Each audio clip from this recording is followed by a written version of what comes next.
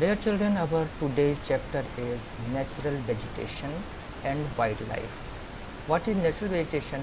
Natural vegetation means whatever the vegetation, the grass, the plants and trees that grow without any human interference.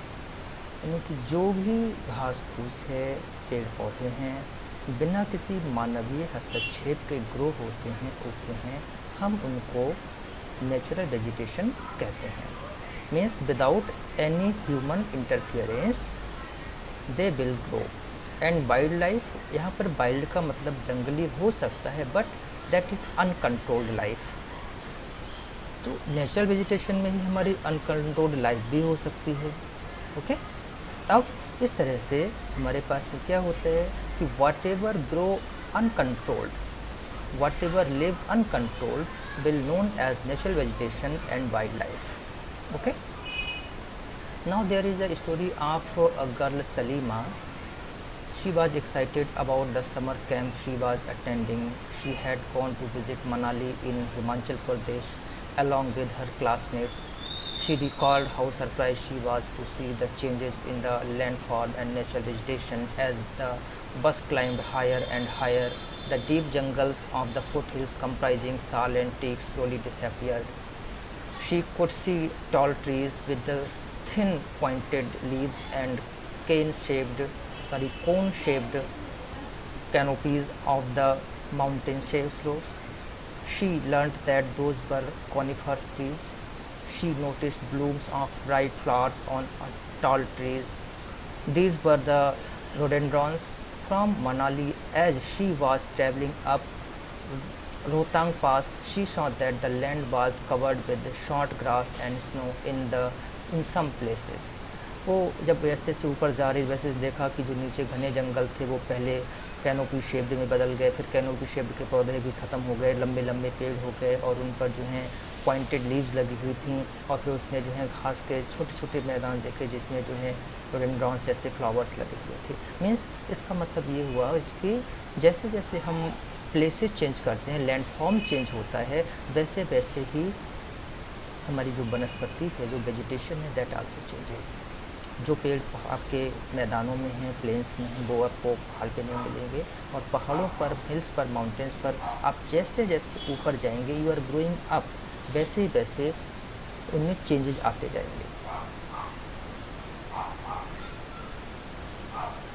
From Salima's overall observation, we surmise that there is a close relationship between high land and the character of vegetation. ध्यान दीजिए, there is a close relationship between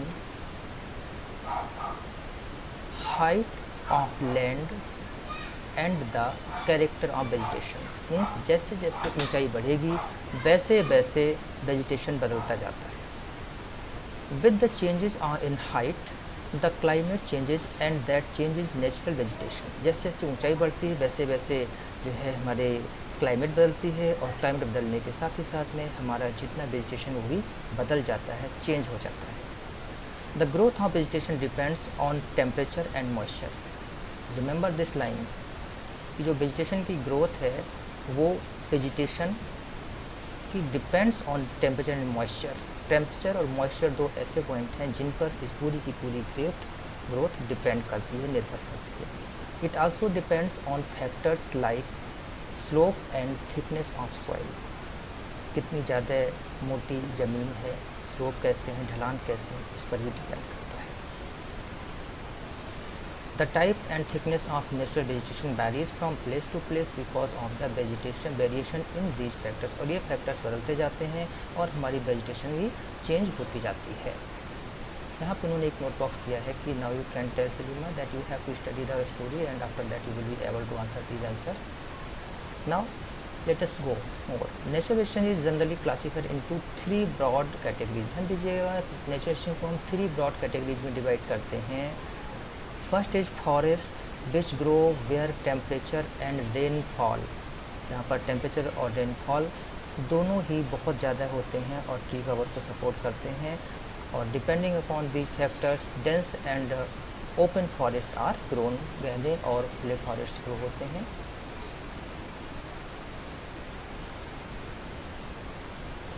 After that, grasslands which grow in the region of moderate rain, shrubs, thorny bushes, shrubs and shrubs grow in the dry region, सूखी जगहों पर, खुश जगहों पर grow होते हैं. Okay. Now Salima was sharing her experience of Himalayan trip with her father. तब उसके फादर ने उसको बताया कि her father visited various places in the world. He told Salima about his observations of the variety of vegetation in different parts of different continents.